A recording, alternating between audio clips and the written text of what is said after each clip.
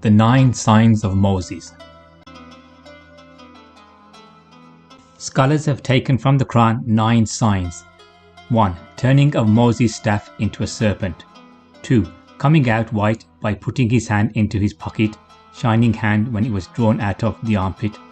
3. Swallowing of what magicians made with their ropes and staffs, public triumph over the magicians. 4. Pharaoh and his people were afflicted with years of drought and shortage of crops, occurrence of a widespread famine in the land. 5. Flood. 6. Locust. 7. Lice. 8. Frogs. And 9. Blood. The white hand was when Moses went to search for warmth and was never presented to Pharaoh and his people, which is a problem. See video The White Hand of Moses. What is interesting is the way the Quran describes these signs, and then another set of verses tells us what the 9 signs really are. The unjust system of Pharaoh and his people began to falter. When our requital struck them with famine and scanty crop, they found themselves ill-prepared for the relief efforts. They should have stopped to think. Instead of reflecting and taking corrective action, they sought the easy way out. All good that came along, they said, it is from us, and if an affliction struck them, they blamed it on the bad omen of Moses and his companions. All omens, good or bad consequences of actions, follow divine laws, but most of them know not. They kept telling Moses, whatever the verses might say, whatever bad omens you could bring, or bewitch us with your logic, we will not believe in you, and will not consider reformation. Their system was too inefficient to fight off natural calamities, such as floods, swarms of locusts, and diseases of crops, livestock, and humans.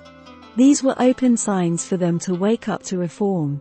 But Pharaoh and his chiefs were too arrogant to accept responsibility, and too involved in luxury to take action.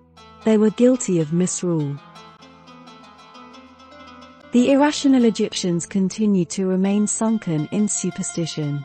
Whenever hardship struck, they turned to Moses for prayer, stating that God had a pledge with him, and promising that they would believe and let the children of Israel go with him. They did not understand that the pledge of God with his messengers was only that of obeying his commands and his blessings in return. It did not involve any supernatural phenomena such as miracles. When the hardship ran its course according to our laws, they would break their promise with Moses. So, we sent our requital on them and drowned them in the sea, for they had been denying our messages and remained heedless. The 9 Signs of Moses, Quranic reading, and not another set of miracles. God never promised unconditional favors to any nation, the Israelites being no exception. Remember when we took a covenant from the children of Israel. 1. Serve none but God. 2. Be kind and generous to your parents. 3. And to family and relatives. 4. And orphans, widows, and the needy, the disabled, and the poor. 5. Speak to people kindly and treat them nicely. 6. Establish the divinely ordained system of life, Salat. 7. And set up the economic order of Zakat.